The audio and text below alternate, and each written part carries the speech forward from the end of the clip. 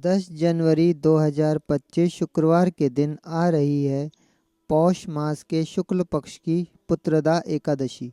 आइए श्रवण करते हैं इसका पुण्य प्रदायक महात्म्य। पुत्रदा एकादशी।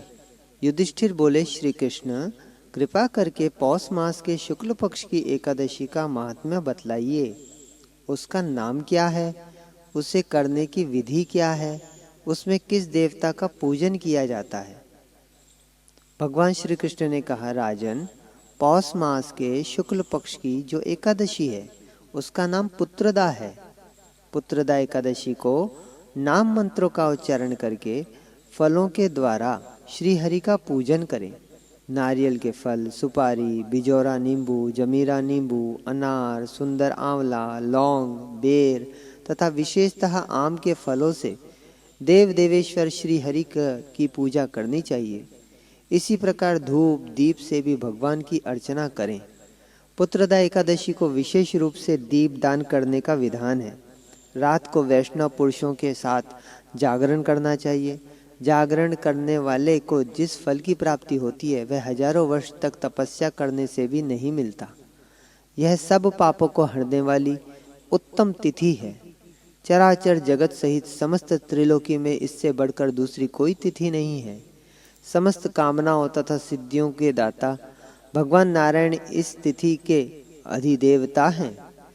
पूर्व काल की बात है, भद्रावतीपुरी में राजा सुकेतुमान राज्य करते थे। उनकी रानी का नाम चंपा था।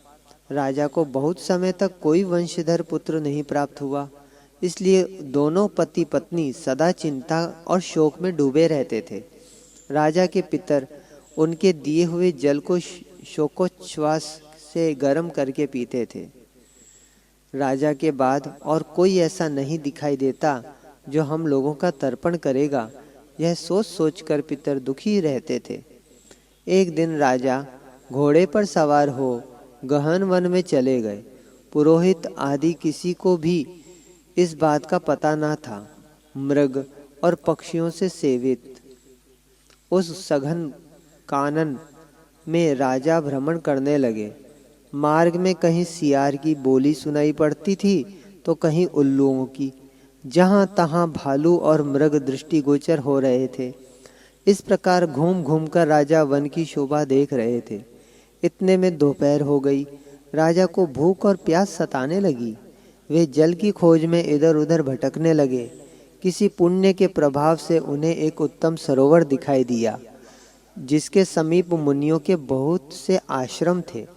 शोभाशाली नरेश ने उन आश्रमों की ओर देखा। उस समय शुभ की सूचना देने वाले शकुन होने लगे। राजा का दाहिना नेत्र और दाहिना कान फड़कने लगा, जो उत्तम फल की सूचना दे रहा था।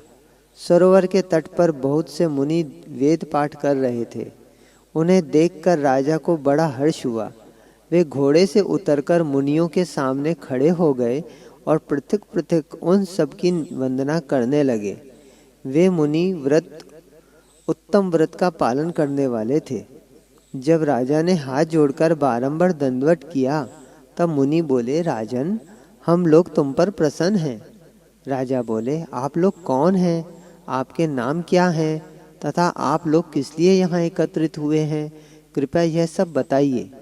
मुनि बोले, राजन, हम लोग विश्व देव हैं, यहाँ स्नान के लिए आए हैं। माघ मास निकट आया है। आज से 5वें दिन माघ का स्नान आरंभ हो जाएगा।